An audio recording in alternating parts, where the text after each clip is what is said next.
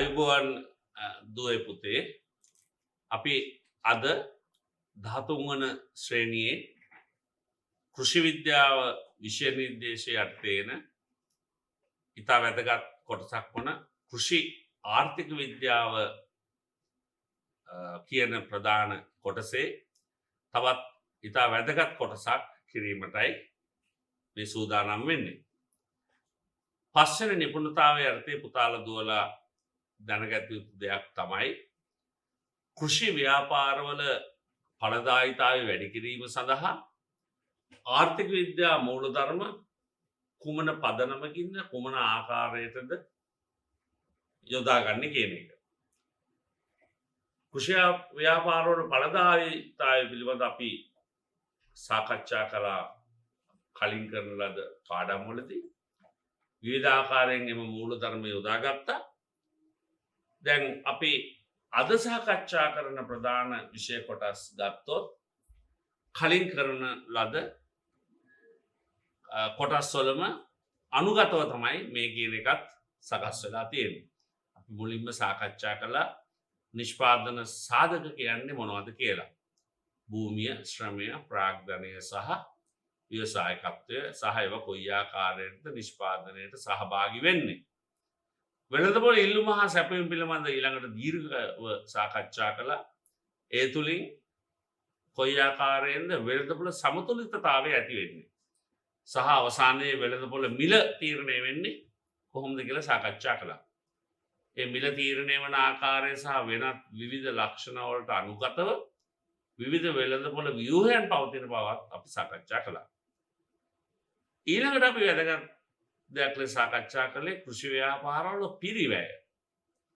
ලාභ අපේක්ෂාවෙන් නිෂ්පාදනයේ යෙදෙන ආයතනයක් තමන්ගේ නිෂ්පාදන සාධක මිලදීගෙන භූමිය, ශ්‍රමය, යන්ත්‍රෝපකරණ, ඒ වගේම ගොඩනැගිලි, රසායනික ද්‍රව්‍ය, කාබනික ද්‍රව්‍ය වගේ කෘෂි කර්මාන්තයේ භාවිතා කරන නිෂ්පාදන සාධක මේවා අපේ නිෂ්පාදන ක්‍රියාවලියට භාවිතා කරනකොට යම්කිසි පිරිවැයක් කොස්ට් එකක් යනවා. ඒ පිරිවැය කොයි ආකාරයෙන්ද සකස් වෙන්නේ? ටෝටල් කොස්ට් කියන්නේ මොකද්ද? මාජිනල් කොස්ට් කියන්නේ මොකද්ද? ඇවරේජ් කොස්ට් කියන්නේ මොකද්ද කියලා අපි දීර්ඝ කාල වශයෙන් සාකච්ඡා කළා. වගේම අපි වක්‍ර නිරූපණය කළා. කරලා අපි පෙන්නවා කෘෂි ව්‍යාපාරවල පිරිවැය අවම කරගත යුතුයි. අවම කරගත්තට පස්සේ භාණ්ඩ නිෂ්පාදනය කරන්න ඕන ප්‍රමාණයක් පෙන්නනවා. දැන් අද අපි මේ කියන සාකච්ඡාව තවදුරටත් ඉදිරියට ගමන් කරනවා. කොයි ආකාරයටද? කෘෂිකාර්මික භාණ්ඩ නිෂ්පාදනයේදී පවතින සබඳතා පිළිබඳ සාකච්ඡා කරනවා. කෘෂිකාර්මික භාණ්ඩ මේ කියන නිෂ්පාදන සාධක අරගෙන අපි භාණ්ඩ නිෂ්පාදනය කරනකොට විවිධ සබඳතා පවතිනවා. විශේෂිත සම්බන්ධතා අවස්ථා 3ක් පවතිනවා. ඒ ටික පිළිබඳ තමයි මේ පාඩමේදී අපි සාකච්ඡා කරන්න යන්නේ. මේ සම්බන්ධතා ගත්තහම මේකේ නිපුණතා මට්ටම 5යි 6. මෙතනදී අපේ අරමුණ වෙන්නේ මොකද්ද? කෘෂිකාර්මික කටයුතු වලදී ලාභය උපරිම ලෙස නිෂ්පාදනයේ දෙන්නේ කොහොමද කියලායි අපි සාකච්ඡා කරන්නේ. කලින් සාකච්ඡා කළේ ලාභය උපරිම වෙන විදිහට පිරිවැය කොහොමද සකස් කරන්නේ. දැන් පිරිවැය කියන එක අවම කරගන්න අපේ කෘෂිකාර්මික නිෂ්පාදන වල යෙදී ඉන්න අය, නිෂ්පාදකයන් කුමන ආකාරයකටද මේ නිෂ්පාදනය කළ යුත්තේ, කුමන ප්‍රමාණයක්ද නිෂ්පාදනය කළ යුත්තේ කියන අයුරු තවදුරටත් විමර්ශනය කිරීම තමයි අපි දැන් අද හදාරන්නට යන්නේ. මෙසේ හදාරන විට දුවේ පුතේ අපගේ අරමුණු කිහිපයක්ම තියෙනවා අත්පත් කර ගැනීම සඳහා. මේ පිළිබඳ හොඳ අවබෝධයක් ලබා ගත්තාම මුලදීම ඔයගොල්ලෝ මේ පාඩම කරගෙන යනකොට ඔයගලන්ට හොඳ බුද්ධියක් ලැබෙනවා අපි කුමන අරමුණක්ද මේ පාඩම තුළ ඉටු කරගත්තේ කියලා. පළමුවෙන්ම අපි සාකච්ඡා කරනවා යෙදවුන් නිමවුම් සම්බන්ධතාවයකදී සාමාන්‍ය නිෂ්පාදනය සහ ආර්ථික නිෂ්පාදනය ගණනය කරන්නේ කෙසේද කියලා. පුතාලා දුවලා මේව කරන විදිය තව දන්නේ නැහැ. හැබැයි අපි කරන්න යන්නේ මොකක්ද කියලා දැනගෙන කරන එක තමයි ඉතාමත්ම වැදගත්. යෙදවුම් සහ නිමවුම්. යෙදවුම් කියන්නේ ඉන්පුට්ස්. භූමිය, ශ්‍රමය කියලා අපි අර සාකච්ඡා කරන හතර තමයි යෙදවුම්. නිමවුම් කියන්නේ මොනවද? අපි හදන භාණ්ඩය, හෝ සේවාව. දැන් මේ දෙක අතර සම්බන්ධතාවයක් තියෙනවා. යෙදවුම් දාලා තමයි නිමවුම් ගන්නෙ. X කියලා අපි ගත්තොත් යෙදවුම් වලට, Y කියලා ගත්තොත් නිමවුම් වලට මේ X සහ Y අතර සම්බන්ධතාවයක් තියෙනවා. ඒක සාමාන්‍ය නිෂ්පාදනය සහ ආන්තික නිෂ්පාදනය කියන විශේෂිත කරුණු දෙක ඔස්සේ අපි හදාරනවා. මේව ගණනයට හසු කරන්න බලාපොරොත්තු වෙනවා. ඒ සුරෙන් අපි නිෂ්පාදන වක්‍ර අඳිනවා. පිරිවැය වක්‍ර අඳා වගේ නිෂ්පාදන වක්‍ර අපි නිර්මාණය කරනවා. නිර්මාණය කරලා කාර්යක්ෂමව නිෂ්පාදනය කළ හැකි කලාපයන් හඳුනා ගන්නවා. අපි පිරිවැයේදීත් හඳුනාගත්ත අතාර්ථික කලාප, තාර්ථික කලාප කියලා කිව්වා අවම පිරිවැය වෙන අවස්ථාව. ඒ වගේ නිෂ්පාදනයේදී තියෙනවා තාර්ථික සහ අතාර්ථික කලාප. අපි මේ කලාප හඳුනා ගන්න තමයි දැන් ඊළඟට යන්නේ. ඒ අරන් එතනින් අපි ඉදිරියට ගමන් කරනවා භාණ්ඩ නිෂ්පාදනය සඳහා ගන්න විවිධ නිෂ්පාදන සාධක අපි අරගෙන සම නිෂ්පාදන වක්‍ර ඇසුරෙන් කාර්යක්ෂම යෙදවුම් සංයෝජනය දැක්වීම. මේක අපි ඊළඟ සාකච්ඡා කරනවා. අපි බලමු මොකක්ද සම නිෂ්පාදන වක්‍රයක් කියන්නේ. ඒ පිළිබඳ ඕගොල්ලන්ට හොඳ දැනුමක් ලබා ගත යුතුයි. ඊළඟට අපි සාකච්ඡා කරනවා නිෂ්පාදන හැකියා වක්‍රය කියන්නේ මොකක්ද? ඒකෙන් කාර්යක්ෂම නිෂ්පාදන සංයෝජනය ලබා ගන්නේ කෙසේද කියන එක පිළිබඳ. එනිසා දුවේ පුතේ මේ පාඩම ඉතාමත්ම වැදගත් වෙනවා. අර කලින් අපි ඉගෙන ගත්ත ආර්ථික විද්‍යා මූලධර්ම මෙතනදී නිෂ්පාදනයේ ඉතාමත්ම හොඳ නිෂ්පාදනයක්, කාර්යක්ෂම නිෂ්පාදනයක් ලබා ගැනීම සඳහා මේ යෙදවුම් සහ නිමවුම් කොයි ආකාරයටද භාවිතා කරන්නේ? එහෙම නැත්නම් සියලුම යෙදවුම් කොයි ආකාරයටද භාවිතා කරන්නේ? එහෙම නැත්නම් අපගේ නිෂ්පාදන යතුරින් ලැබුණු නිමවුම් අපි කොයි ආකාරයටද ඒව නිෂ්පාදනය කරන්න කියන ආකාර තුන පිළිබඳවම අපි සාකච්ඡා කරන්න යනවා. මෙතනදී මෙම පවතින කෘෂිකාර්මික භාණ්ඩ නිෂ්පාදනයේ පවතින මේ සම්බන්ධතා යෙදවුම් සහ නිමවුම් අතර විශේෂයෙන්ම මේ පවතින සම්බන්ධතා ආකාර තුනකින් නිරූපණය කරන්න පුළුවන්. පුතාලගේ දුවලගේ 13 වන ශ්‍රේණියට අනුකූලව අපි විශේෂයෙන් මෙවැනි සම්බන්ධතා තුනක් පමණක් අපි සාකච්ඡා කරනවා. මොනවාද? පළවෙනි එක තමයි යෙදවුම් නිමවුම් සම්බන්ධතාවය. යෙදවුම් කියලා කියන්නේ අපි දාන නිෂ්පාදන සාධක. factors of production. factors of production නිෂ්පාදන සාධක. මොනවද අපේ factors of production? land, labor, capital and entrepreneurship. ඒ කියන්නේ මොනවද? භූමිය, ශ්‍රමය, ප්‍රාග්ධනය සහ ව්‍යවසායකත්වය. මේවට අපි කියනවා factors of production. නිසා අපි ඒකට factor කියන කෙටි නම ගන්නවා. යෙදවුම් factors. මොනවද හදන්නේ? නිමවුම් products භාණ්ඩ.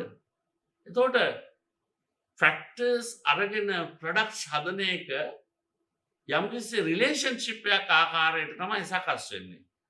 පිරිවැය වක්‍රවලදී දැක්ක විශේෂිත සම්බන්ධතාවයන්. ඒ විදිහට යෙදවුම් දාලා නිමවුම් හදන කොටත් විශේෂ සම්බන්ධතාවයක් තියෙනවා කෘෂිකාර්මික භාණ්ඩ නිෂ්පාදනයේදී. වෙනත් භාණ්ඩ නිෂ්පාදනයකදී මේක නැති වෙන්න පුළුවන්. හැබැයි කෘෂිකාර්මික භාණ්ඩ නිෂ්පාදනයේදී අනිවාර්යයෙන් මේකේ පවතිනා වූ ජෛව මිතික ගතිය නිසා මෙවැනි සම්බන්ධතාවයක් නැති වෙනවා. දෙවනුව අපි සාකච්ඡා කරනවා යෙදවුම් සම්බන්ධතාවය ගැන. මොනවද? factors of production එකක් එක්ක යම්කිසි එක නිෂ්පාදන සාධකයක් එක්ක තවත් නිෂ්පාදන සාධකයක් එක විට භාවිතා කරලා යම්කිසි නිෂ්පාදනයක් කරනකොට මේ දෙක අතර තියෙන සම්බන්ධතාවය. ඒකත් ඉතාමත්ම රසවත් සම්බන්ධතාවයක්. ඔගොල්ලෝ දකී වක්‍රානුකූලව දැක්කත් ප්‍රස්ථාර ආකාරයෙන් දැක්කත් මේක බොහොම ආර්ථික විද්‍යාත්මකව මූලධර්ම වලින් පැහැදිලි කරන්න පුළුවන්. තෙවනුව අපි සාකච්ඡා කරනවා නිමවුම් සම්බන්ධතාවය. Product relationship. ඒ කියන්නේ මොකද්ද? යම්කිසි නියත නිෂ්පාදන සාධක ප්‍රමාණයක් අරගෙන එක භාණ්ඩයකට වඩා වැඩිපුර භාණ්ඩ ප්‍රමාණයක් හදන්න යනවා නම් දෙකක් හෝ තුනක්. මෙතනදී අපි ගන්න දෙකක අවස්ථාව. නිමවුම සහ නිමවුමක් හදන්න යනවා නම් නියත factors of production ටිකක් අරගෙන මොන හරි භූමිය හෝ ශ්‍රමය ඒ දෙක අතර පවතින සම්බන්ධතාවය සාකච්ඡා කරනවා. නිසා පුතාලා දුවලට මේ කියන සම්බන්ධතා තුන පිළිබඳව අපි සාකච්ඡා කරනකොට මම ප්‍රථමයෙන්ම බලාපොරොත්තු වෙන්නේ යෙදවුම් සහ නිමවුම් අතර පවතිනා වූ සම්බන්ධතාවය පැහැදිලි කිරීමට. මොකද පුතේ දුවේ යෙදවුම් නිමවුම් සම්බන්ධතාවය තුළින් අපිට ප්‍රකාශ කරන්නේ. මේකෙදි අපිට ඉතාමත්ම වැදගත් වෙන දෙයක් තියෙනවා. මොකද්ද? අනෙකුත් සාධක නියතව පවතින විට. මෙන්න මේ කියන වචනේ වැදගත්. නිෂ්පාදන සාධක තියෙනවානේ. භූමිය, ශ්‍රමය. අපි හැමතිස්සම කියන්නේ ඔය හතර. මේ සාධක නියතව පවතිනකොට භූමිය අක්කර 1යිද 2යිද ඒ වගේ නියතයි. හෙට උදේට වෙනස් කරන්න බෑ කියලා අපි කිව්වනේ. ශ්‍රමය කී දෙනෙක්ද? ප්‍රාග්ධනය කොපමණක්ද? ව්‍යවසායකයාගේ දැනුම බුද්ධිය කොපමණක්ද කියන එක නියතව පවතින යම් කිසි කාලයක් දුන්නාම. අද දැන් ගත්තහම මේවා නියතයි. දැන් මේ කියන සාධක නියතව පවතිනකොට එක සාධකයක් එක් විචල්්‍ය සාධකයක් පමණක් වෙනස් වෙනවා කියලා හිතන්න. සියලුම නිෂ්පාදන සාධකයන් නියතව තියෙනවා. භූමිය නියතයි, ප්‍රාග්ධනය නියතයි, ඔක්කොම නියතව තියෙනකොට අපි හිතමු එක විචල්්‍ය සාධකයක් ශ්‍රමය මේක වෙනස් වෙනවා. සියල්ල නියතව තිබියේදී එක විචල්්‍ය සාධකයක් ශ්‍රමය කියලා ගත්තොත් අපිට ලේසි. ඔයගොල්ලන් ඉගෙන ගන්න අපි කලින් සාකච්ඡා කළා ශ්‍රමය ගැන. ඒක වෙනස් වෙනකොට ඒ වෙනස් වීම නිසා නිෂ්පාදනය කරනු ලබන දේ වෙනස් වෙන්නේ කොහොමද? අපි එතනදී එක නිෂ්පාදනයයි ගන්න. අවස්ථා සම්බන්ධතා ගොඩක් තියෙන පුළුවන්. සාධක ගොඩාක් භාවිතා කරලා නිෂ්පාදන ගොඩාක් හැදුවට අපිට ඊට ඒ පිළිබඳ ගණනය රසු කර ගැනීම සංකීර්ණයි. විශේෂයෙන්ම 13 වසරේ ආරම්භක පාඩම විදියට අපි ගන්නෙ මොකද්ද? අනෙකුත් සාධක නියතව පවතිලා එක විචල්්‍ය සාධකයක් පමණක් වෙනස් වෙනවා නම් ඒකෙන් එක නිෂ්පාදනයක් පමණක් හදනවා නම් ඒ අතර පවතිනා වූ සම්බන්ධතාවය කුමන ආකාරයකක්ද? ඒකට අපි කියනවා යෙදවුම් නිමවුම් සම්බන්ධතාවය කියලා. මේක අපිට ශ්‍රීතයක් විදිහට දක්වන්න පුළුවන්. මේකෙන් මොකද කියන්නේ? මේ y කියලා අපි කියන්නේ මොකද්ද? ප්‍රොඩක්ෂන් එක. y කියලා කියන්නේ නිෂ්පාදනය. අපි y කියලා ගන්නවා නිෂ්පාදනය. ප්‍රොඩක්ෂන් එක. අපි x කියලා ගන්නෙ මොනවද? x1 x2 x3 කියලා ඕනම එකක් ගන්නෙ මොනවද? නිෂ්පාදන සාධක. factors of production. දැන් මොනවද? නිෂ්පාදන සාධක x1 x2 x3 කියලා ගන්න පුළුවන්. x1 කියන්නේ අපි හිතමු ශ්‍රමය යම් කිසි ප්‍රමාණයක්, x2 කියන්නේ ප්‍රාග්ධනය යම් කිසි ප්‍රමාණයක්, v වගාවේදී අපි සාකච්ඡා කළේ යම් කිසි ට්‍රැක්ටර් ප්‍රමාණයක්, යම් කිසි ගොඩනැගිලි ප්‍රමාණයක්, යම් කිසි රසායනික පොහොර ප්‍රමාණයක්, යම් කිසි කෘෂි රසායනික ප්‍රමාණයක්, කාබනික පොහොර ප්‍රමාණයක් අරගන්නවා x1 x2 මේවා දාලා අපි කුඹුරු වගා කරලා අපිට ලැබෙන්නේ ප්‍රොඩක්ෂන් y. මේක ෆන්ක්ෂන් එකක් විදිහට. හරි? මේක ෆන්ක්ෂන් එකක් විදිහට අපිට ගණිතමය ස්වරූපයෙන් දක්වන්න පුළුවන්. මේක විශේෂිත ලක්ෂණය තමයි පුතේ දුවේ අපි සාකච්ඡා කරනකොට අපි මේ අවස්ථාවේදී ගන්නේ y as a function of x. අනෙකුත් සියල්ල අපි නියතව තබනවා. මොකද වෙන්නේ? y එක විචල්්‍ය සාධකයක් එක්ක කොයි ආකාරයෙන් සම්බන්ධ වෙන්නේ?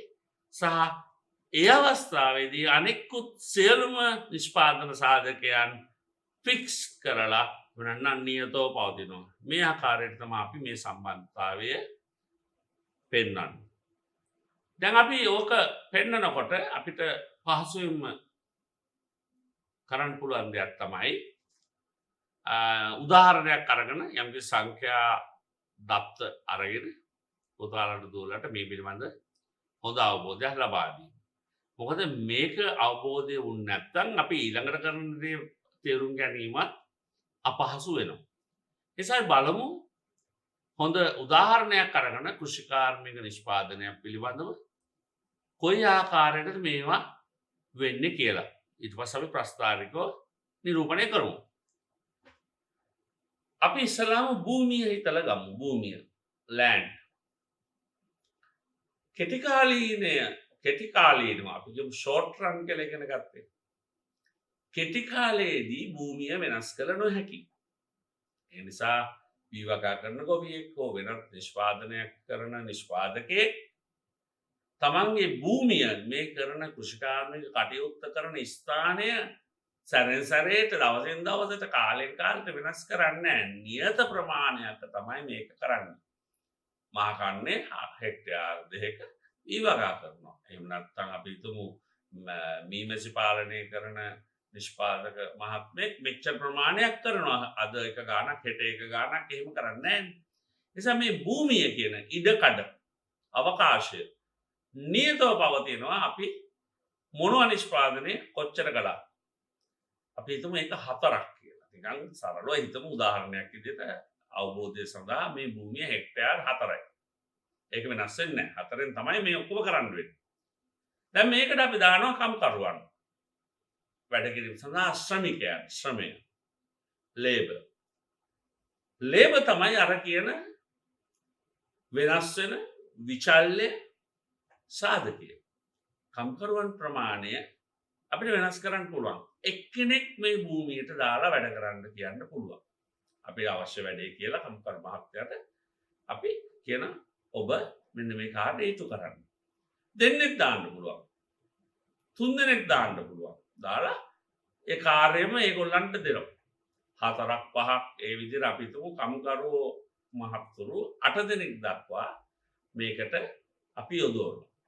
භූමිය වෙනස් වෙන්නේ නැහැ හෙක්ටයාර් 4මයි. අපගේ ලේබර් ශ්‍රමික පිරිස 8 දෙනෙක් දක්වා 1 2 3 කියලා වැඩි වෙනවා කියලා අපි විවිධ අවස්ථා ගමු. දැන් පුතේ දුවේ අපි ඉස්සලා පළවෙනි අවස්ථාව ගමු. භූමිය හෙක්ටයාර් 4යි. කම්කරු සංඛ්‍යාව එක්කෙනයි. දැන් මෙයා නිෂ්පාදනය කරනකොට හිතමු සියල්ල අපේ මොකද වෙලා තියෙන්නේ? කම්කරු සංඛ්‍යාව විතරයි වෙනස් වෙලා අනික ඔක්කොම නියතයි. අපිට හම් වෙනවා නිෂ්පාදනයක්. අපි ඒකට කියනවා total product කියලා. මුළු නිෂ්පාදනය. මේක කොස්ට් එකක් නෙමෙයි. කලින් ඒකට යන වියදම කොස්ට් එක total cost. දැන් අපිට ලැබෙන්නේ කොස්ට් එක දැරුවාම අපිට ලැබෙනවා නිෂ්පාදනයක්. අස්වැන්න. ඒකට අපි කියනවා total product. අපි ඒකට කියනවා TP. හරි TP කියලා කියන්නේ මොකද්ද? total product. දැන් බලන්න එක්කෙනෙක් මුළු හෙක්ටයාර් 4ම කටයුතු කරනකොට අපි හිතමු 8ක් හම්බ වෙනවා මොනවා හරි ඒකක වලින්. උදාහරණයක් විදියට 8ක් හම්බ වෙනවා. දෙන්නෙක් වැටුනහම 20ක් හම්බ වෙනවා. කාටද කියන්න පුළුවන් දෙන්නෙක් වැටුනහම ඇයි 16ක් වෙන්නේ නැත්තේ?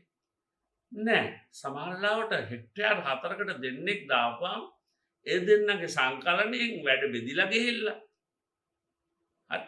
මේගොල්ලෝ ටීම් එකක් විදියට කණ්ඩායමක් විදියට දෙන්න වැඩ කරලා බෙදාගෙන වැඩ කරලා 8කට වඩා ලබා ගැනීමේ හැකියාවක් තියෙනවා. 20ක්. 3 දෙනෙක් දානවා දක්ෂතාවයන් විවිධ දක්ෂතාවයන් තියෙන 3 දෙනෙක්. දැන් මේගොල්ලන්ගේ ශ්‍රමය බෙදිලා යනවා. එක්කෙනෙක් මේක කරනවා අනික එක්කෙනා අනික කරනවා 3 දෙනෙක් එක්කෙනා තමන්ගේ හැකියාවක් තියෙන තමා වඩා දක්ෂ දේ කරලා මේගොල්ලන්ගේ නිෂ්පාදනය වැඩි වෙනවා. 36ක් ලබා ගන්න පුළුවන්. 3 දෙනෙක් ආපම 36යි. 4 දෙනෙක් දානවා.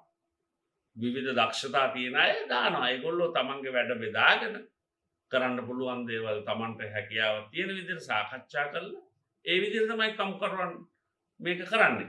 48යි. 5ක් දාපුවම 55යි. දැන් පේනවා 6ක් දානවා 7ක් දානවා 8ක් දානවා. මොකද්ද දුවේ පුතේ වෙන්නේ? 5ක් දාපුවම 55යි.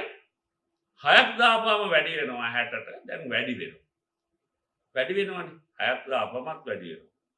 අපි බලමු තවත් ඕකේ ලක්ෂණ පැත්තක් තියෙනවා. මූල ධර්මයක් විදිහට අවබෝධ කරගන්න අපි ඊළඟට යන්නේ ඒකට. දැනට හිතන්න වැඩි වුණා 6ක් වෙනකම්. 7ක් දාපුවම 60ක් හම්බ වුණා 60මයි හම්බෙන්නේ. 6ක් දාපුවම 60යි 7ක් දාපුවම 60යි. එහෙම නැත්නම් වැඩිම ගානකට ආවා. වැඩිම ගානකට ආවා. ඒ නිසා අපිට හොඳ 6ක් දාන එකද 7ක් දාන එකද කියලා අපිට බැලිය හැකි වුණා. මොකද අපි දෙකෙන් හම්බෙන්නේ 60යි. 8කුත් දානවා. තවත් කම්කරුවෙක් ගෙනත් කියනවා ඔන්න ඔයත් වැඩ කරන්න. දැන් අඩු වෙනවා. 56ට අඩු වෙනවා. ඇයි? භූමිය 4ක් වුණාම 8 දෙනෙක් දාපුවාම ඒක කරන්න වැඩක් නැහැ. බලදායීතාවය විදියට. කම්කරු මහත්මුරු අනවශ්‍ය විදියට මේ භූමිය වැඩ කරන්න කියලා දැම්මට කලින් කරපු කට්ටියත් එක්ක දැන් මේගොල්ලන්ගේ ගැටුම් ඇති වෙන්න පුළුවන්. කරන්න දෙයක් නැති වෙන්න පුළුවන්. එකල වැඩේ කරන දෙන්නෙක් ඉන්න පුළුවන්. දැන් අඩු වෙන්න ගන්නවා. ටෝටල් ප්‍රොඩක්ට් එක මේ ආකාරයට ඇසිරෙනවා. අපි බලමු ඕක කොයි ආකාරයකට දෙන්නේ කියලා. කොහොමද වෙන්නේ? වැඩි වෙනවා. වැඩි වෙනවා හැබැයි ටිකක් අඩු වෙන වේගයකින් වැඩිම වෙනවා. ඊට පස්සේ මොකද වෙන්නේ කියලා බලමු අඩු වෙන්නේ කොහොමද කියලා. දැන් පුතේ දුවේ ඉස්සල්ලා අපි ටෝටල් කොස්ට් කර්ව් එකෙන් ඇවරේජ් කොස්ට් කර්ව් එක ගත්තා වගේ මොනවාද බෙදුවේ ඒ වෙලාවේ නිෂ්පාදන සාධක ගණනින්. ටෝටල් ප්‍රොඩක්ට් එක කවුද ගේන්නේ? මේ කියන විචල්්‍ය පිරිවැය විචල්්‍ය සාධකය කම්කරුවන් සංඛ්‍යාව factors of production. දැන් 8ක් ගන්නකොට අපේ average product එක කීයද? දැන් ඕගොල්ලන්ගේ පිරිවැය දැනුමෙන් ගණිතමය වශයෙන් ඕගොල්ලන් මේක හදන්න හරි පහසුයි. 8ක් හදන්නේ එක්කෙනෙක් නම් average product එක 8යි. එයාගේ ඇවරේජ් ප්‍රොඩක්ට් එක සාමාන්‍ය නිෂ්පාදනය 8යි. AP 20ක් හදන්න දෙන්නෙක් නම් 10යි. 20 බෙදීම 2. 36ක් හදනවා නම් 3 දෙනෙක් ඇවරේජ් එක 12යි. 36 බෙදීම 3. මේ විදිහට අපිට පුළුවන් ටෝටල් ප්‍රොඩක්ට් එක ඊට අදාළ කම්කරුවන් සංඛ්‍යාවෙන් බෙදන්න. බෙදපුවාම එන ගාන තමයි මේ ලැබෙන්නේ. 8ක් 10ක් 12ක් 11ක් 10ක් 60ක් 7 දෙනෙක් කරනවා නම් 8.6යි. 56ක් 8 දෙනෙකුෙන් ලැබෙනවා නම් ඇවරේජ් ප්‍රොඩක්ට් එක 7යි. මොකද වෙන්නේ පුතේ දුවේ? ඇවරේජ් ප්‍රොඩක්ට් එක වැඩි වෙනවා. වැඩි මාගයකට යනවා. අඩු වෙන්නත් ගන්නවා. බලන්න. ආර්ථික විද්‍යාවේ තියෙන ප්‍රධාන මූලධර්ම වල ලක්ෂණය එසේ. වැඩි වෙනවා ඉහළ ලක්ෂයකට යනවා අඩු වෙන්න ගන්නවා. දැන් තීරණයක් ගන්න වෙනවනේ. ඒ කියන්නේ ආර්ථික විද්‍යාව වැදගත් වෙන්නේ කොයි ආකාරයටද තීරණ ගන්න ප්‍රශස්ත ලෙස තීරණයක් ගැනීම හදා මොනවද වහල් වලට සාධක කියන එකනේ අපි හදාරන්නේ. දැන් මේකෙදිම අපි යමු මාර්ජිනල් ප්‍රොඩක්ට් එක ගැන. මාර්ජිනල් ප්‍රොඩක්ට්. ඒ කියන්නේ මොකද්ද? අපි දන්නවා මාර්ජිනල් කොස්ට් කියන්නේ මොකද්ද? අතිරේක නිෂ්පාදනයක් සඳහා යන වියදම. එහෙනම් මාර්ජිනල් ප්‍රොඩක්ට් කියලා කියන්නේ මොකද්ද? MP. අතිරේක නිෂ්පාදන සාධකයක් දැම්මහම ලැබෙන වැඩිපුර නිෂ්පාදනය. මාර්ජිනල් ප්‍රොඩක්ට් එක. පහසුයි තේරුම් ගන්න. එක කම්කරු මහත්මයෙක් ඉන්න අවස්ථාවක ප්‍රොඩක්ට් එක 8 නම් ඇවරේජ් ප්‍රොඩක්ට් එක 8යි 8 බෙදීම 1. ඒ අවස්ථාවේදී අපිට ලැබෙන මාර්ජිනල් ප්‍රොඩක්ට් එක කීයද? 8යි. නැති වෙලාවේ බිඳුවයි. එකිනෙක ඉන්න වෙලාවක 8 නම් 8 තමයි ආන්තික නිෂ්පාදනය. දෙන්නේ දාපුවම 20 වෙනවා. 20න් 8ක් අඩු කළාම 12යි. ඒක තමයි ආන්තික නිෂ්පාදනය. ඇවරේජ් නිෂ්පාදනය මොකද්ද? සාමාන්‍ය නිෂ්පාදනය 20 දෙකෙන් බෙදුවාම 10යි. හැබැයි දෙන්නේ කාපුවාම වැඩිපුර හැදෙනවා 12. මාජිනල් ප්‍රොඩක්ට් එක. තුන් දෙනෙක් ආපුවාම 36ක් හදනවා. දෙන්නෙක් හිටියාම 20යි. දෙකේ ඉඳන් තුනට වැඩි කරනකොට 20 ඉඳන් 36යි 16ක් වැඩි වෙනවා. 16ක්. හතරවෙනි එක්කෙනා ආපුවාම තුන් දෙනෙක් ඉන්නකොට 36යි. හතර දෙනෙක් ආපුවාම 48 නම් 12යි වැඩි වෙන්නේ. 16ක් වැඩි වෙච්ච එක දැන් 12යි වැඩි වෙන්නේ. මේ විදිහට පුතාලට දුවලට පැහැදිලි කොයි ආකාරයටද කම්කරු සංඛ්‍යාව 1 2 3 කියලා 7 8 කියලා වැඩි වෙනකොට මාජිනල් ප්‍රොඩක්ට් එකට මොකද උනේ කියලා බැලිය හැකියි. උදාහරණයක් විදිහට 7ක් දානකොට 60යි. 6ක් දානකොට 60යි නම් දැන් වැඩි වෙච්ච එක්කෙනා නිසා 6 සිට 7 දක්වා මාජිනල් ප්‍රොඩක්ට් එක බිඳුවයි. අපිට අලුතෙන් දෙයක් හම්බෙලා නැහැ. හැබැයි වැඩිපුර එක්කෙනෙක් වැඩට ඇවිල්ලා. දැන් මේක තාර්කික තත්ත්වයක්ද? තව එක්කෙනෙක් වැඩට දානවා අලුතෙන් කිසි දෙයක් නිෂ්පාදනය වෙන්නේ නැහැ. බිඳුවයි. ඒක ආර්ථික විද්‍යාත්මකව තාර්කික දෙයක් නෙවෙයි. එහෙනම් අපිට තීරණයක් ගන්න වෙනවා. ඇයි අලුතෙන් දැම්මට 8 වෙනියා දැම්මහම 56ට අඩු වෙනවා. කොහෙද අඩු වෙන්නේ? ඍණ 4ක් අඩු වෙනවා. අඩු වෙලා දැන් මොකද වෙලා තියෙන්නේ? විචල්්‍ය සාධක යොදාගෙන වැඩි කරගෙන යන්න ගිහිල්ලා අපිට එන්න තිබුණ දේත් නැති වෙගෙන යනවා. දැන් මේ නිසා තමයි යෙදවුම් වැඩි කරනකොට සැපයුම් කොයි ආකාරයට වෙනස් වෙන්නේ කියන එක ගැන අධ්‍යයනයක් කළ යුත්තේ. එහෙම නැත්නම් කෘෂි රසායනික ගහනකොට ලොරියක් අරගෙන ඇවිල්ලා වෙලකට දාන්න තිබ්බනේ. දාපුවම ගොයන් හැදෙන්නේ නැහනේ. එහෙම නැත්නම් කාබනික පොර ඔය අරගෙන ඇවිල්ලා හැම තැනම දානවා දාන්න වී හැදෙනවා. එහෙම හැදෙන්නේ නැහනේ. නැතුව හැදෙන්නෙත් නැහැ වැඩි වුණාම හැදෙන්නෙත් නැහැ. ප්‍රශස්ත ගාණක් තියෙනවා. ගොඩනැගිල්ලක් ගැනත් එහෙමයි. වැඩක් ගන්න නැත්නම් ඒක නිකාම්ම තියෙනවා ඕනට වඩා වැඩ ගන්න වහලෙත් ගැලවෙන විදිහට ගබඩා කරන්න බෑනේ. ඒකට යම්කිසි ප්‍රශස්ත මට්ටමක් තියෙනවා දාන්න පුළුවන්. මෙන්න මේක තමයි පුතේ දුවේ අපි කෘෂි ආර්ථික විද්‍යාවේදී යෙදවුම් නිමවුම් නිෂ්පාදනය කොහොමද වෙනස් වෙන්නේ කියන එක බලන්න මේ ආකාරයට. දැන් සරල ගණිතමය අදහසක් ඕගොල්ලන්ට ආවා. මොකද්ද ටෝටල් ප්‍රොඩක්ට් කියන්නේ ඒක කොහොමද වෙනස් වෙන්නේ? මොකද්ද ඇවරේජ් ප්‍රොඩක්ට් කියන්නේ ඒක කොහොමද වෙනස් වෙන්නේ? මොකද්ද මාර්ජිනල් ප්‍රොඩක්ට් කියන්නේ ඒක කොහොමද වෙනස් වෙන්නේ කියලා. දැන් අපි මොකද්ද කරන්න යන්නේ? අපි මේක ප්‍රස්ථාරිකව නිරූපණය කරන්න බලමු. මේක ප්‍රස්ථාරිකව නිරූපණය කරන්න බලමු. අපේ අක්ෂ මොනවද? අපේ එක අක්ෂයක් තමයි x අක්ෂය. x කියන්නේ මොකද්ද? විචල්්‍ය පිරිවැය. විචල්්‍ය පිරිවැය. ශ්‍රමය. අපේ අනික් අක්ෂය තමයි y අක්ෂය. ඒ කියන්නේ මොකද්ද? අපිට ලැබෙන නිමවුම. දැන් අපි පෙන්වන්න යන්නේ මේ සම්බන්ධතාවය. මෙතනද අපිට මේක බිඳුවයි. මේ අවස්ථාවේදී මේක බිඳුවයි. ඇයි? x යොදන්නෙත් නැහැ, y හම් වෙන්නෙත් නැහැ. නිසා බිඳුවයි. දැන් පුතේ දුවේ අපි මොකද කරන්නේ? අපි හිතමු x ප්‍රමාණය වැඩි කරනවා බිඳුවේ සිට ඉදිරියට. x ප්‍රමාණය වැඩි කරගෙන යනවා. මේ වැඩි කරගෙන යනකොට y වැඩි වෙනවා. අර පිරිවැය වක්‍ර මතකයිනේ. හැබැයි මෙතනදී වැඩි වෙන්නේ කොහොමද? ඉස්සල්ලා මෙන්න මේ වගේ වැඩි වෙනවා. මෙන්න මේ වගේ වැඩි වෙනවා. යොදන්න වැඩිපුර y ප්‍රමාණයක් ලැබෙනවා. අපි එකක් යදුවොත් මෙච්චරක් ලැබෙනවා. එකක් යදුවොත් මෙච්චරයි. දෙකක් යදුවොත් පුතල් දුවලට පේනවා ඊට වඩා ලැබෙනවා. අපිට එකක් යදුවොත් මෙච්චරයි. දෙකක් යදුවොත් අපි එක ඒකකයයි මෙතන දෙවෙනි එකකේ. ඊට වඩා වැඩි ප්‍රමාණයක් ලැබෙනවා.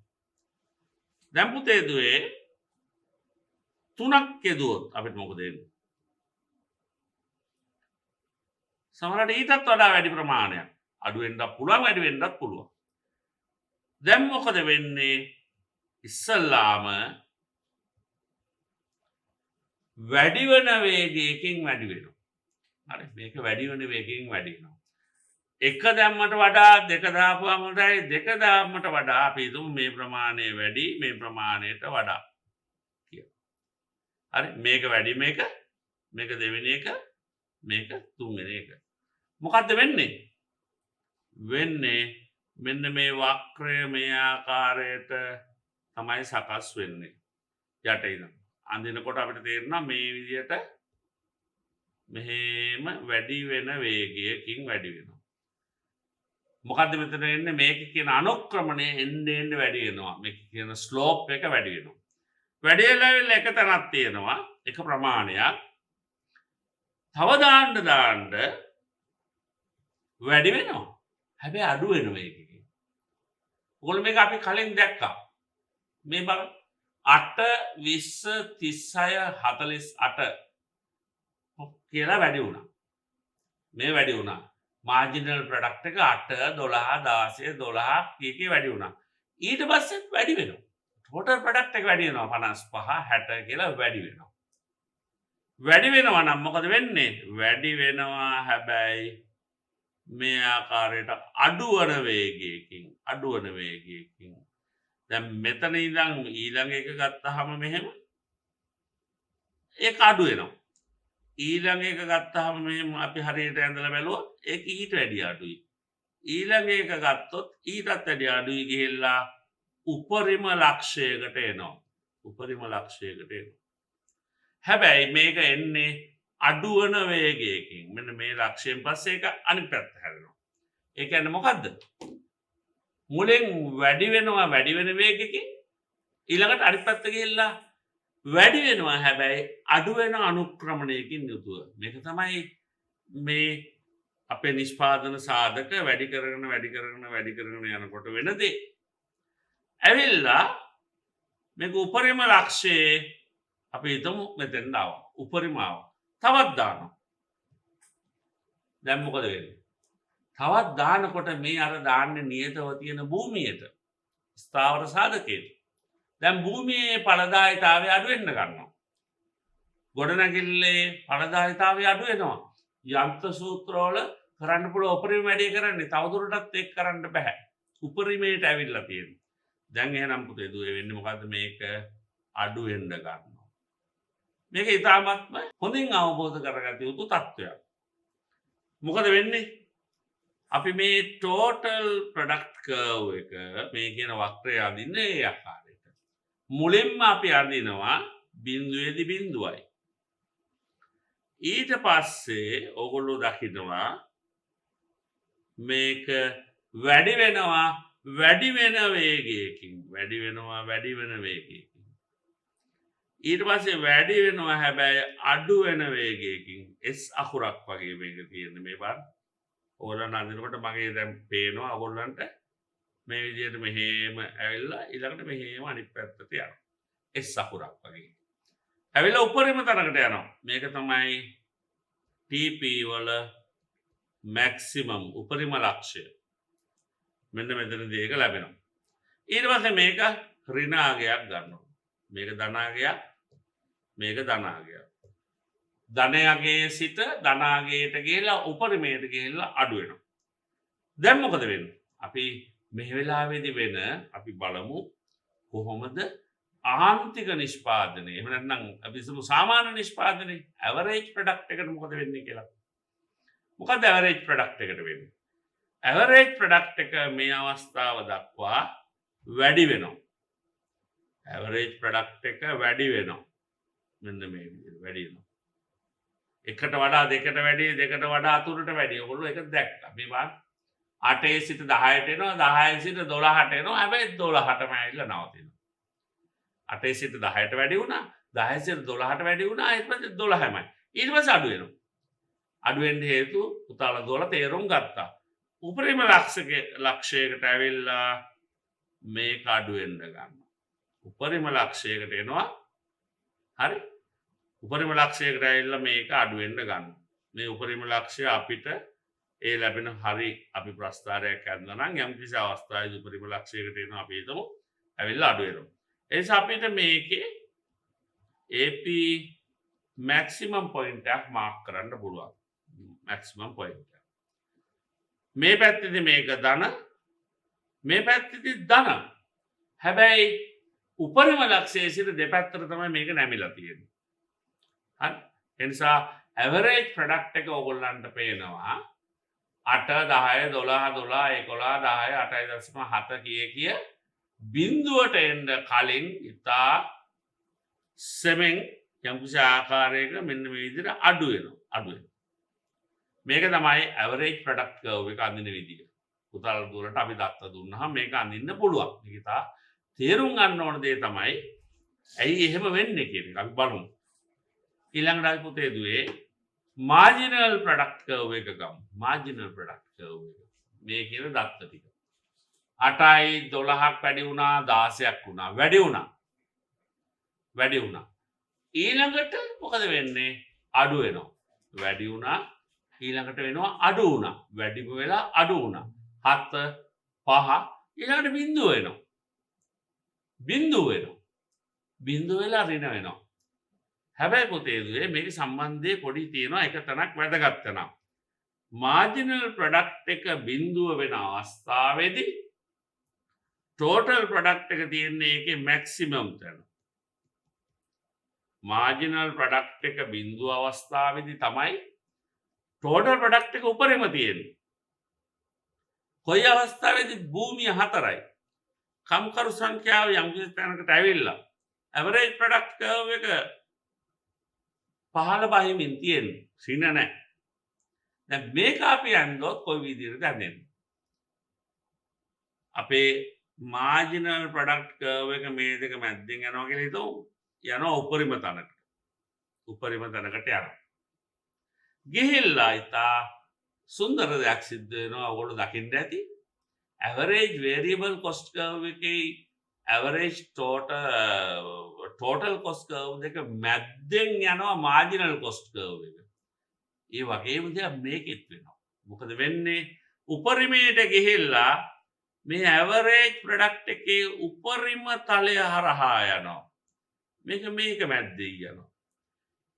ඇවරේජ් ප්‍රොඩක්ට් එකේ මැක්සිමම් කියන කර්ව් එකේ එතන හරහා මේ කියන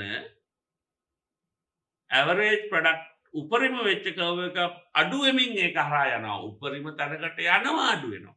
අඩු වෙලා ගිහිල්ලා ටෝටල් ෆිසිකල් ප්‍රොඩක්ට් එක උපරිම වෙනකොට මෙයා බිඳුවට එනවා. බලන්න. මේක හැසිරෙන ආකාරය වැඩි වෙනවා, වැඩිම වෙනවා, අඩු වෙනවා. අඩු වෙලා මාර්ජිනල් ප්‍රොඩක්ට් ඇවරේජ් ප්‍රොඩක්ට් කර්ව් එකේ උපරිම තැන හරහා යනවා. තවත් අඩු වෙනවා.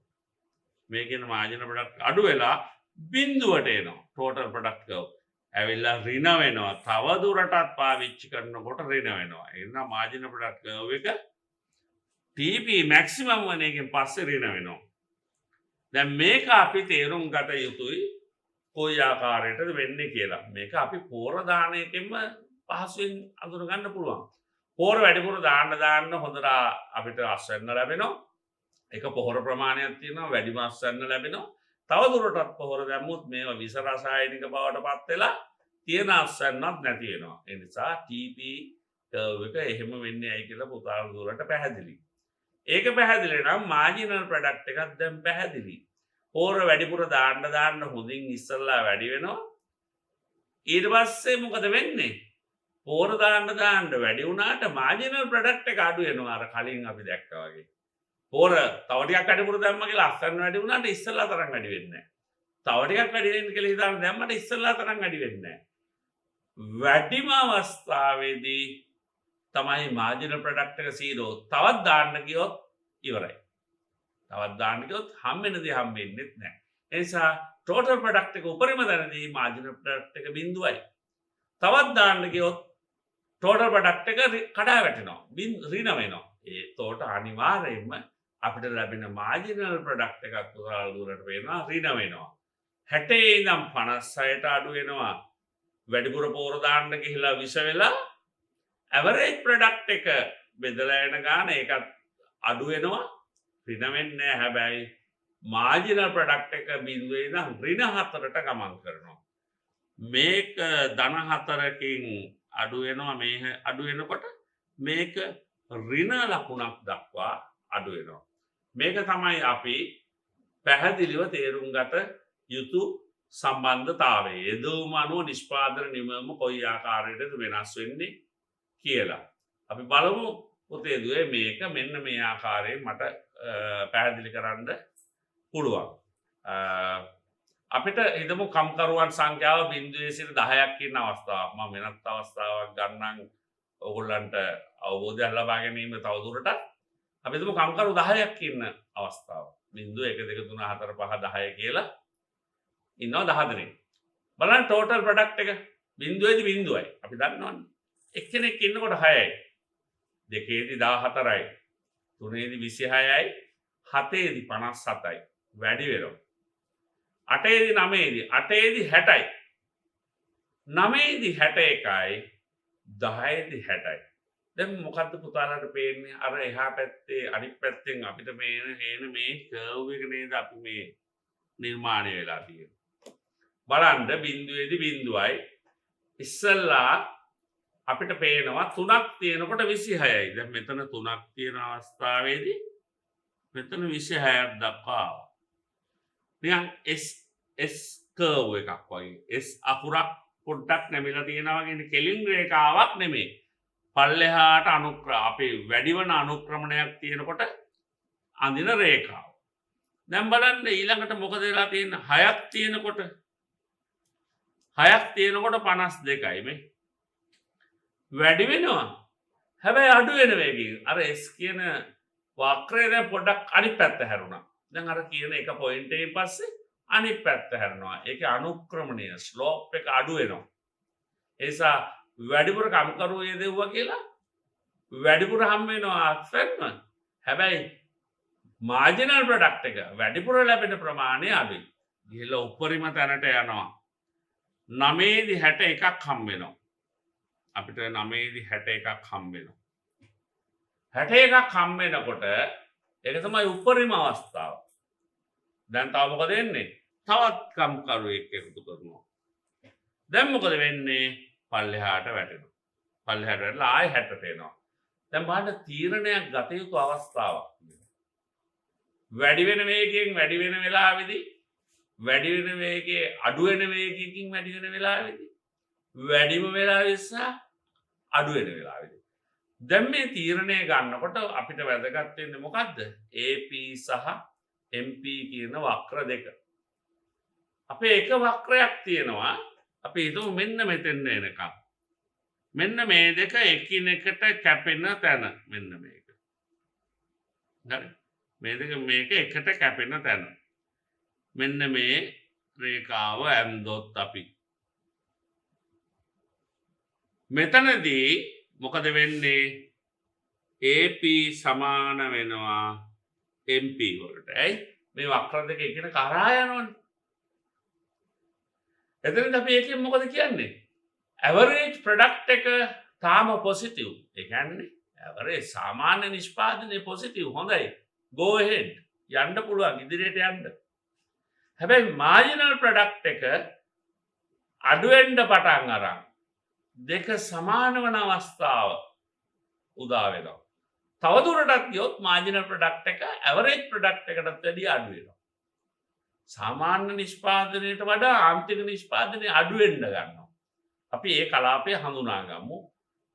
එතෙන් එනකම් අපි හිතමු මේ හරියේදී මේ කලාපය අපි හඳුනා ගමු කලාපයක් විදියට.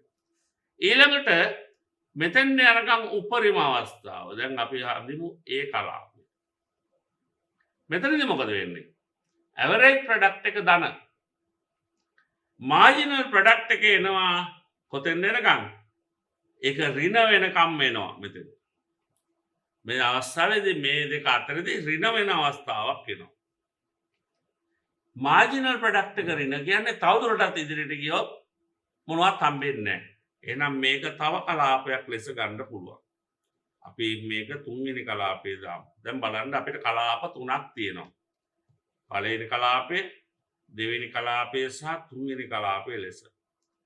දැන් අපි බලමු මේකෙන් කොයි කලාපයද නිෂ්පාදනය කරන්න ඕන කියලා. පළවෙනි කලාපයේදී නිෂ්පාදනය නැවතුවොත් මේ කම්කරුවෝ දාන එක මොකද වෙන්නේ? පළවෙනි කලාපයේදී මේක නැවතුවොත් වෙන්නේ මොකද? නිෂ්පාදනයත් වැඩි වෙන වෙලාව, ආන්තික නිෂ්පාදනයත් වැඩි හොඳට තියෙන අවස්ථාවක්, සාමාන්‍ය නිෂ්පාදනයත් හොඳට තියෙන අවස්ථාවක්. ඒ නිසා ඇවරේජ් ප්‍රොඩක්ට් එක මාර්ජිනල් ප්‍රොඩක්ට් එකට එන්න කලින් කවුරු හරි කම්කරු යෙදීම නවත්තනවා නම් ඒක බොහොම අතාර්ථික කලාපයක්. ඒක කරන්න හොඳ නැහැ. ආර්ථික විද්‍යා මූලධර්ම අනුව කවුරුවත් මෙන්න මේ කලාපය තුලදී තමන්ගේ නිෂ්පාදන සාධක යෙදවුම් නවත්තන්න හොඳ නැහැ. ඒකට කියනවා පළවෙනි අතාර්ථික කලාපය කියලා. එහෙම නවත්තනවා නම් එයා අතාර්ථික විදියට තීරණ ගන්න කෙනෙක්. ඒ තව දුරට ගිහිල්ලා ලාභ ගන්න පුළුවන් වෙද්දි තව හොඳට හදන්න පුළුවන්කමක් නවත්තනවා. කවුරු හරි ගිහිල්ලා වැඩිපුර දාලා තියෙන දේත් නැති කර ගන්නවා නම් මේ කලාපේ ඒකත් හොඳ නැහැ. ඒ නිසා අපි මේකට කියනවා අතාර්ථික කලාපය දෙක, irrational zone 2. දැන් බලන්න irrational zone 2 කියලා කියන්නේ මොකද්ද? දෙපැත්තෙන් තාර්ථික කලාපයක් මැද්දෙන් අතාර්ථික කලාප දෙකක් තියෙනවා. එක කලාපයක් තියෙනවා එතන නවත්තන්න හොඳ නැහැ. නැවත්තොත් අපිට ලාභ උපරිම කරන්න බෑ. අනිත් පැත්තෙන් මොකද වෙන්නේ? ඒක කරගෙන ගියොත් පාඩුයි, තියෙන ලාභෙත් නැති වෙනවා. එහෙනම් කොයි කලාපේද ඉතා හොඳ ගොවි මහත්තයෙක් එහෙම නැත්නම් කම්කරවන්නේදීම කළ යුත්තේ මේ කියන මැද තියෙන තාර්ථික කලාපේ. දැන් මේක කොහොමද තීරණය වෙන්නේ පුතේ දුවේ? මේක ඉතා වැදගත්. කවුද තීරණය කරන්නේ කොච්චර කම්කරුවෝ දානවද? 4ක් දානවද, 5ක් දානවද, 9ක් දානවද, 8ක් දානවද කියලා තීරණය කරන්නේ කොහොමද? කම්කරුවන් සම්පූර්ණයෙන්ම නිකන් නම් හම්බෙන්නේ. වතුර නිකන් හම්බ වෙනවා, ඔක්සිජන් නිකන් හම්බ වෙනවා වගේ කම්කරුවොත් නිකන් නම් හම්බෙන්නේ. අපි මොකද කරන්න ඕනේ? අර 10 දෙනෙක්ම 9 දෙනෙක්ම දාන එක අර කියන උපරිම ලක්ෂයට යනකම් ඒගොල්ලන්ගේ යොදවන එක තමයි කරන්න තියෙන්නේ. ඇයි? අපිට විදවක් යන්නේ නැහැ. යම් කිසි දෙයක් නොමිලේ ලැබෙනවා නම් ඒකනේ අපි වැඩිපුර ගන්න කැමති. අපිට ඉහළම තලයට අර උපයෝගීතාවය වැඩි කර ගන්න පුළුවන් වගේ කලින් අපි ඉගෙන ගත්තා ඉල්ලුමේදී සපයන කොටත් වැඩිම තරට යන්න පුළුවන්. ඒ නිසා යම් කිසි දෙයක් මිල අඩු නම් යොදවන්න යන හැමදෙස්සම අපි වැඩිපුර යොදවලා අර උපරිම ලක්ෂයට යන්න ඕන. හැබැයි එතනින් එහාට යන්න හොඳ නැහැ. කොච්චර මිල නැති වුණත් නොමිලේ හම්බ වුණත් තියෙන දෙයක් නැති වෙනවා. හැබැයි මේකෙන නිෂ්පාදන සාධකයට කම්කරුවන්ට සල්ලි දෙන්න අවශ්‍ය නම් දැන් මොකද වෙන්නේ? මෙන්න මේ කියන ආන්තික පළදානියාය බලපානවා. මොකද වෙන්නේ? යෙදවුම් කිහිපයක් යොදවන නිෂ්පාදන ක්‍රියාවලියක ඉන් යෙදවුම් සමූහයක් නියතව තබා ගනිමින් එක් යෙදවුමක් පමණක් වැඩි කරමින් යනකොට මුළු නිමවුම වැඩි වෙනවා. ඒක අපි කිව්වා. යම් අවස්ථාවකට පසු එම වැඩි කරන යෙදවුම් ඒකකයක් වෙනුවෙන් මුළු නිෂ්පාදනයට අලුතින් එකතු වන්නා වූ නිමවුම් ප්‍රමාණය එනම් ආන්තික නිෂ්පාදනය ක්‍රමයෙන් අඩු වේ. ඒකත් පුතාලා දුවලා ඉගෙන ගත්තා.